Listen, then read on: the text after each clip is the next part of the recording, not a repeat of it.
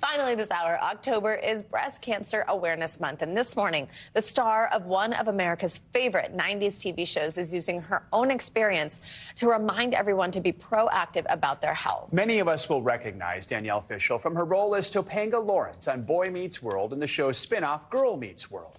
Now she's also a breast cancer survivor and a paid spokesperson for Aflac. Aflac just published a new study that shows 77% of Americans are delaying routine health screenings that could detect serious diseases like cancer.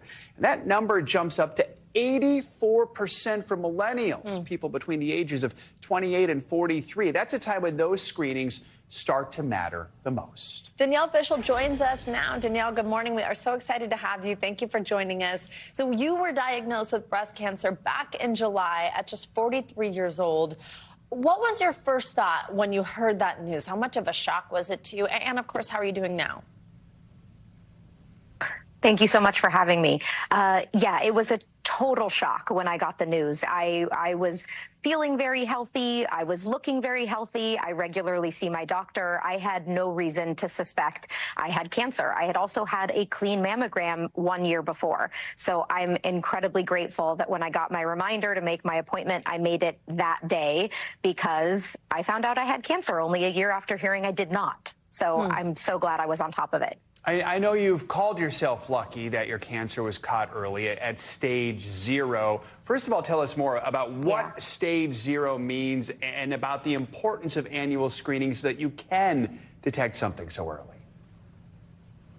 Yeah, so, you know, as the Aflac Wellness Survey found, 56% of people do find out that they have cancer at these routine screenings. So that's one of the reasons why they are so important. Stage 0 is meaning it is technically pre-cancer, but it is treated as if it is exactly like a stage 1 or stage 2. I had to surgically remove it. I will most likely need targeted or maybe whole breast radiation moving forward. And my cancer was estrogen positive, which means it's feeding off of estrogen. So I'm going to have to go on an estrogen blocker. And yeah, so mine was aggressive. It was high grade. So had I put off my annual exam for any longer, it may not have been stage 0. It could have been stage 1 or stage 2. I didn't have any lymph node involvement, but I could have had I put it off any longer. What has the response been since you've opened up about your diagnosis, and what do you want people who are hearing about this to know? Anybody maybe going through their own journey as well? Well, no one wants to hear that they have cancer. It was definitely the most shocking news of my life.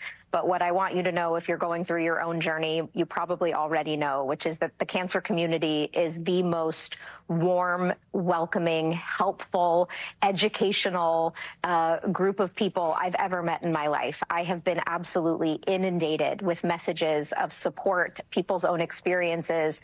And the messages that have truly meant the most to me are the people who have reached out to say, thanks to you telling me about your experience, I've put the appointment that I've been putting off for years, I've finally made. And I'm going to get my mammogram next week. I've encouraged my mom to get her mammogram. Like, those things mean so much to me because staying on top of my exams, I really do believe saved my life. How are you feeling after surgery, and just how is your treatment going now?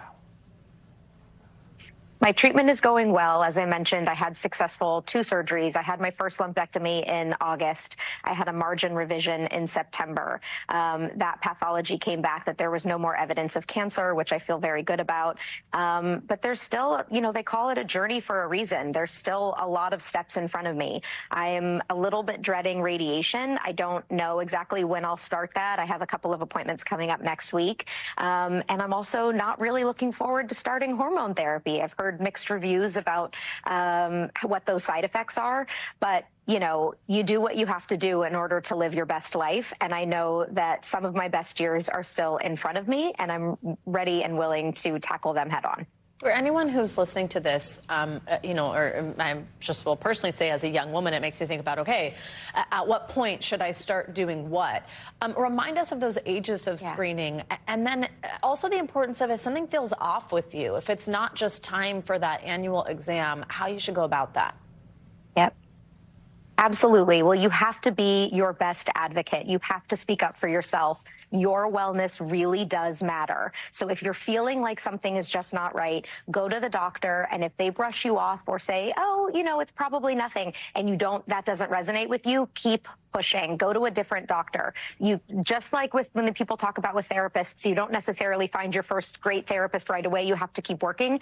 Doctors are the same way. So if you're not getting a response that you want, keep pushing. It's really important to be an advocate for yourself. And also, I find it very heartening that the wellness study found that people actually want to be gently nudged by their friends and family members. So Topanga definitely would have been that friend gently nudging you. Consider me that friend gently nudging you today. Danielle, thank you very much. Really important information, and we're so happy you're doing well. Thanks for joining. Thanks for watching. Stay updated about breaking news and top stories on the NBC News app or follow us on social media.